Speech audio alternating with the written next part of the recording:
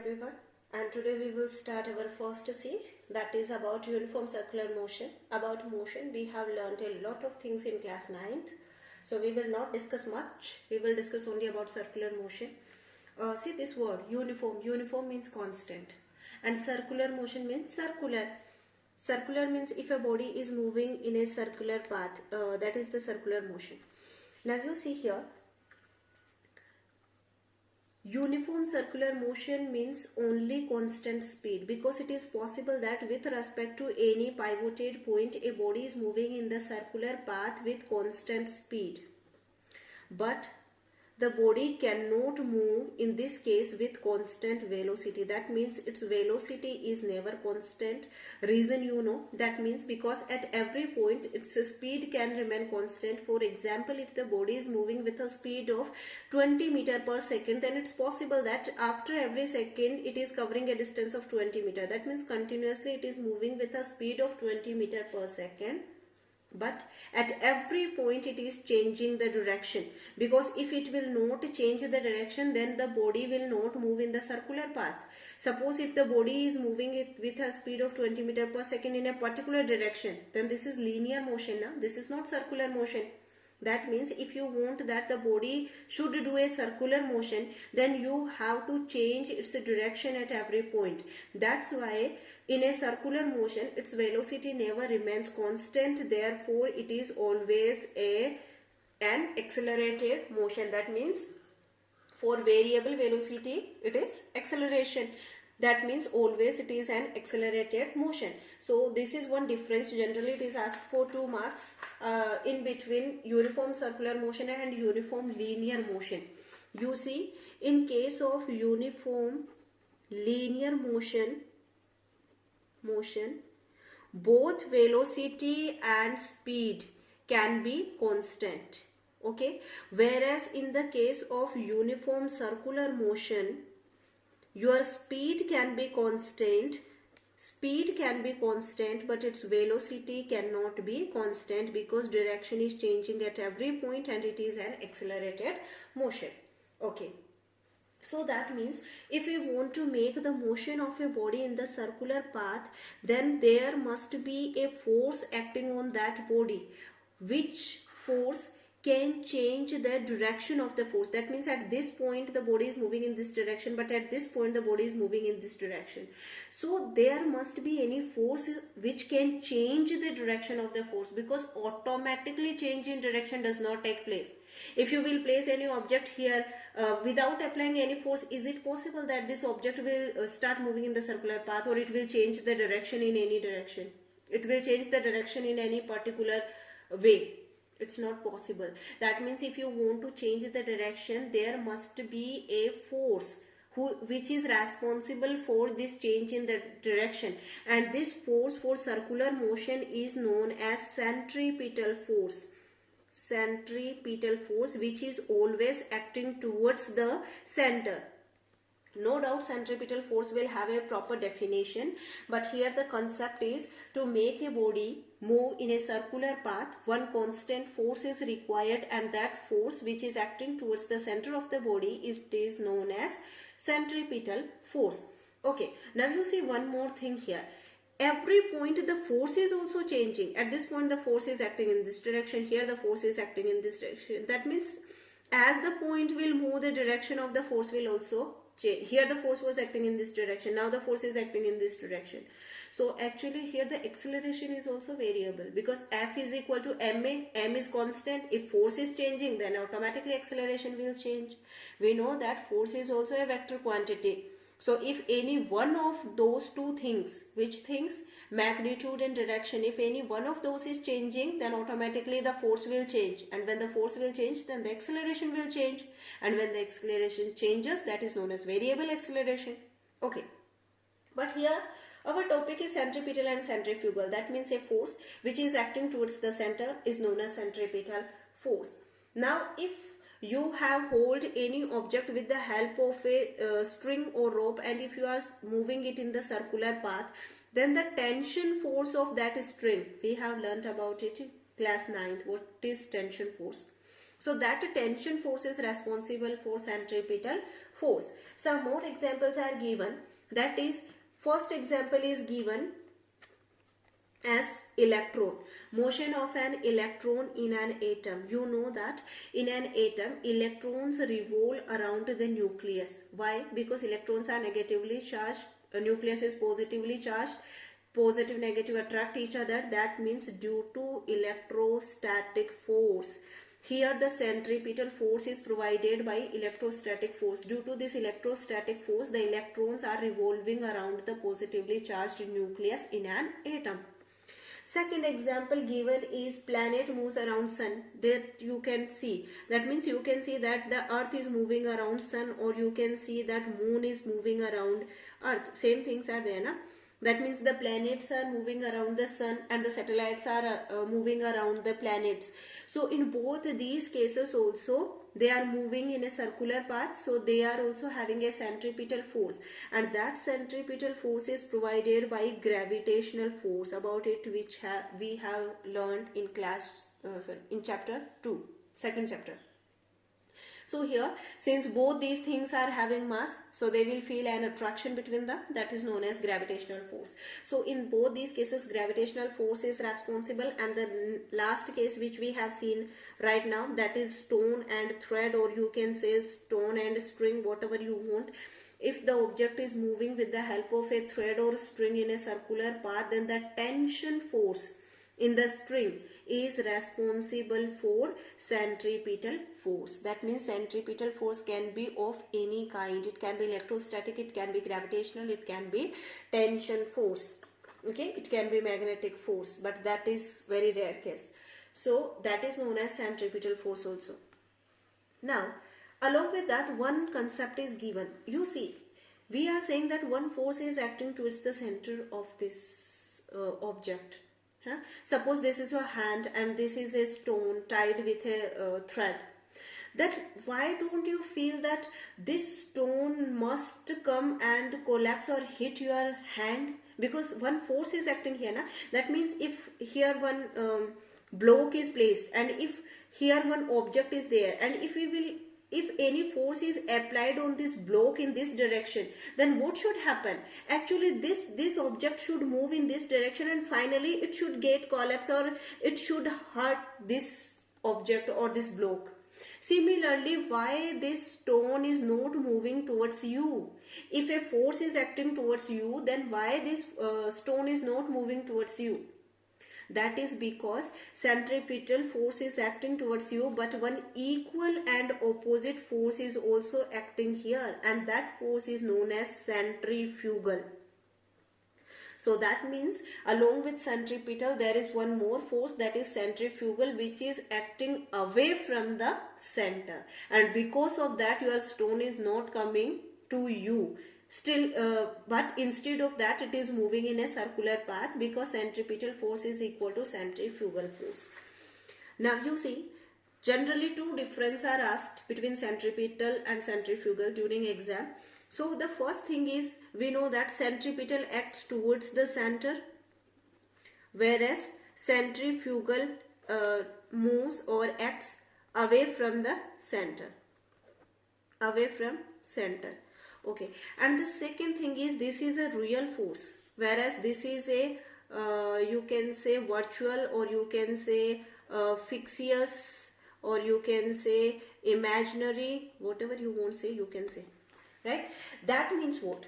That means actually we are having a concept about centrifugal force, but we are not having a proper explanation and verification of centrifugal force. So that's why we have not considered it in the category of real force, but it is a imaginary or virtual force. That means without this centrifugal force, actually we cannot explain circular force or circular motion. So for that we need its help. That's why we have considered that okay, there is a centrifugal force. To prove the same concept, that is of centripetal and centrifugal, one experiment is given here. Let's perform that. That is, a merry-go-round is there. You all have seen it, right? You all have visited to fairs. That means you have seen it.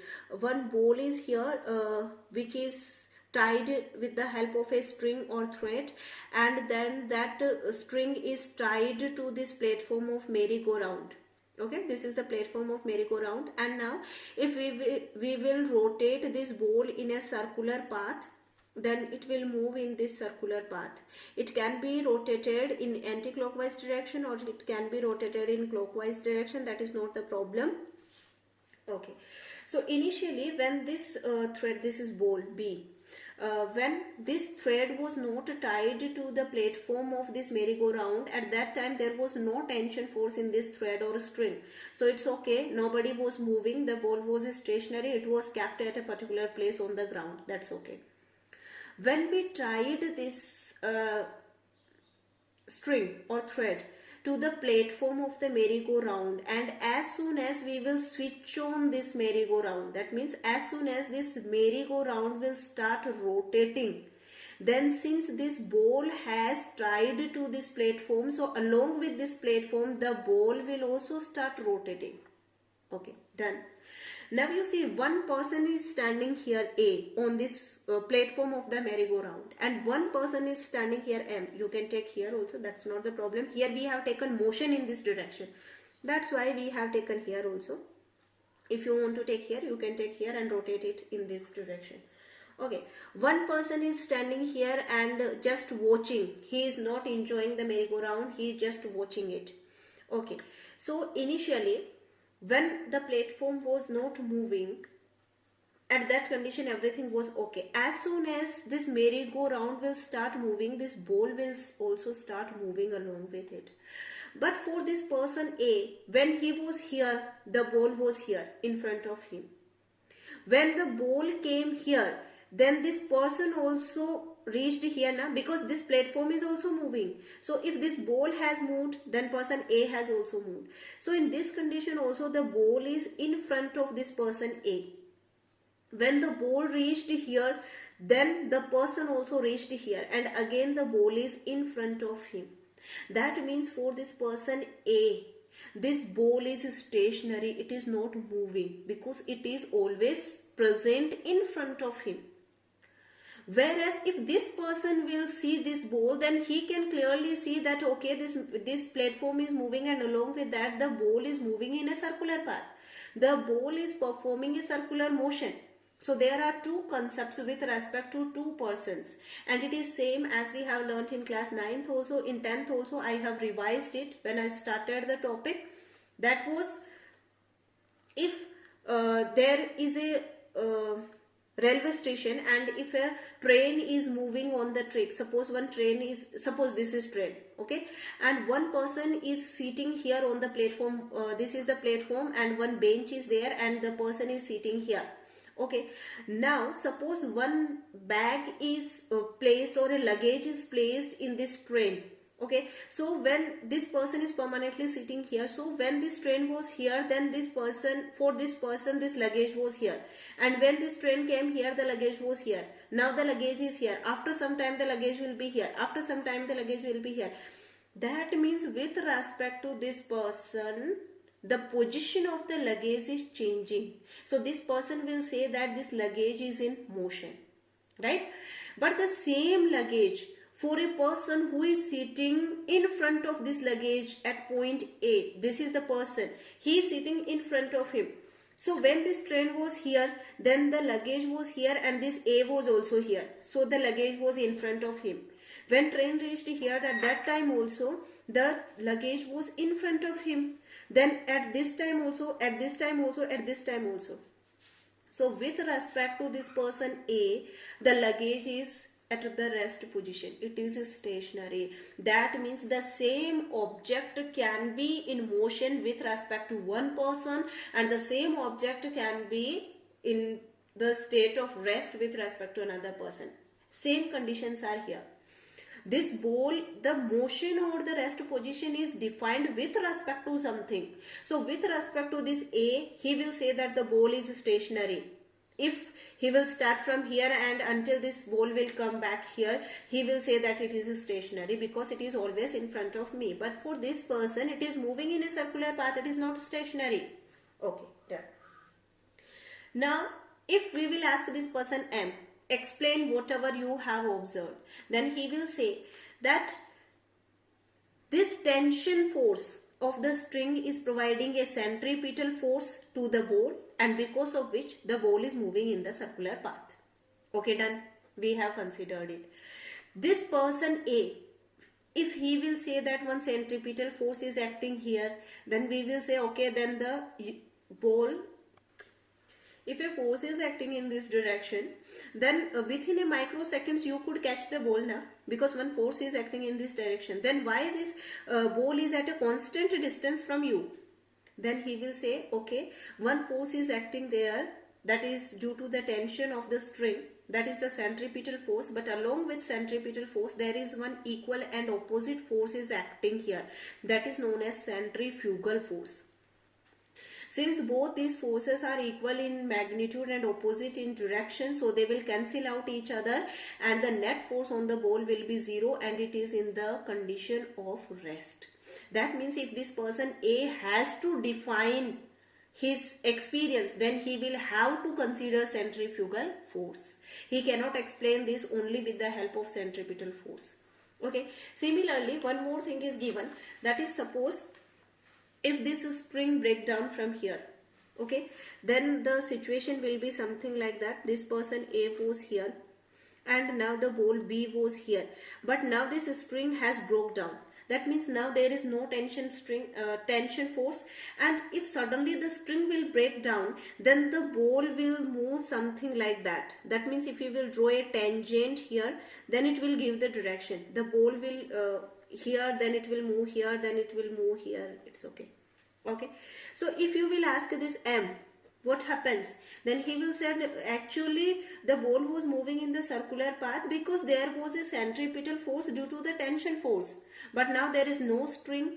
If there is no string, there will be no tension force. If there is no tension force, there will be no centrifugal force. That's why the ball is moving in a straight line now. Okay. Okay. Now you see, if you will ask this person A, he is having one problem. When the ball was here, it was at this distance from him. When the ball came here, this was the distance between ball and A. And when the ball came here, this is the distance between ball and A. Now this person A is not getting that why this distance is increasing actually. Here also he will have to consider that same concept, that one centripetal force was acting here. Now that is not acting because the string has break down, but one centrifugal force was acting there which was taking the ball away, and that means it is due to that centrifugal force. Some force is acting on the ball which is taking the ball away from this circular path, and that force is centrifugal force. That means here also we must consider centrifugal force. That means there are some conditions of circular motion which we cannot explain without centrifugal force. That's why we have considered an imaginary or a virtual force which is known as centrifugal force. We consider it that the magnitude of the centrifugal force is equal to centripetal force. Their directions are opposite, but still it is not a action-reaction force. Equal and opposite forces, right? But still it is not a action-reaction force, because for action-reaction force minimum 2 objects are required, and here everything is happening in this single string only. That means 2 forces, action-reaction 2 forces both cannot act on a single object. There must be 2 objects, then one object will apply force on the another object and another object will apply force on the first object. That means for action-reaction we need minimum 2 objects, but here it's not like that. Thank you.